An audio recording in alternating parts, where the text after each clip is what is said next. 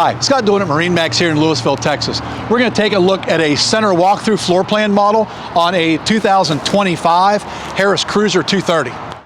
All right, so center walkthrough dual helm floor plan. So dual helm seats, center walkthrough, wraparound seating front and back. So pretty popular floor plan.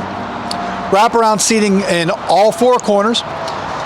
Double USB ports in all the cutouts where the cup holders are all the way around the outside.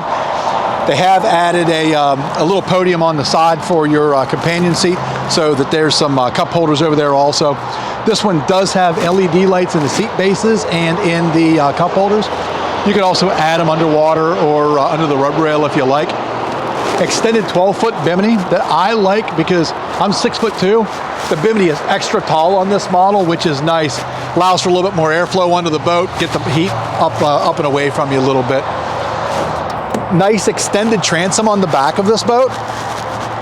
So 150 horsepower, full length middle log, does have the submersible swim seat, which I love, and the new lily pad ladder, which is really, really nice.